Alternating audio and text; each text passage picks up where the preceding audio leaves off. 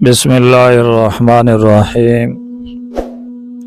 یا ایھا الذین آمنوا اتقوا اللہ وکونوا مع الصادقین صدق اللہ العظیم۔ محترم سامعین کرام، جیسے کہ آپ کو معلوم ہے کہ پاکستان کی حکومت نے ایک بہت اچھا اقدام کیا ہے، اور وہ یہ کہ مذہبی اسکالر ڈاکٹر ذاکر نائک کو پاکستان آنے کی دعوت دی۔ یقیناً ڈاکٹر ذاکر نائک ایسا شخص ہے جس کی خدمات کسی سے ڈھکی چھپی نہیں، اور حقیقی معنوں میں اس نے اسلام کی خدمت کی ہے۔ اس کے ہاتھوں پر ہزاروں نہیں بلکہ لاکھوں کی تعداد میں غیر مسلم جنہوں نے اسلام قبول کیا،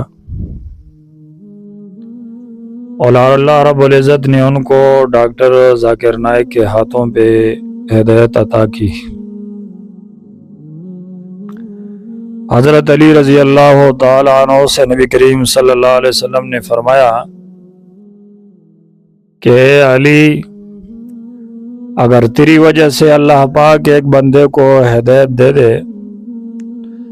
تو یہ تیرے لیے سرخ اونٹوں سے بہتر ہے۔ سرخ اونٹ جیسے آج کل پراڈو وغیرہ قیمتی گاڑیاں مثال لے لیں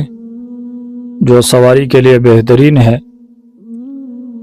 تو مطلب یہ ہے کہ علی تیرے لیے یہ دنیا اور دنیا ما فیہا سے بہتر ہے کہ ایک شخص تیرے ہاتھوں پر اور تیری وجہ سے اس کو ہدایت مل جائے۔ تو ڈاکٹر ذاکر نائک جو ہے، اللہ رب العزت نے اس کو بڑی استعداد عطا کی ہے۔ اس کے ہاتھوں پر تو اللہ پاک نے لاکھوں افراد ان کو ہدایت بخشی، اور اس کا ثبوت یہی ہے، اس کی حقانیت کی دلیل بھی یہی ہے کہ اس کے امریکہ جانے پر پابندی ہے، جتنے یورپی ممالک ہیں ان پر جانے پر اس پر پابندی ہے، اور ہندوستان میں بھی اسے اپنے ملک سے نکال دیا ہے۔ حال ہی میں وہ ملیشیا میں مقیم ہے اور اپنے ایک ادارے کے اندر یہ خدمات سر انجام دے رہے ہیں۔ لیکن بعض سادہ لوگ مسلمان، ہمارے علماء یا اسی طرح عوام میں سے بعض ایسے ہیں جو اس پر بھی اعتراض کرتے ہیں کہ یار اس کے لباس اچھا نہیں ہے۔ تو دیکھیں، لباس وہ جو ساتر ہو، یعنی بدن کو چھپا لیتا ہو، تو وہ کافی ہے،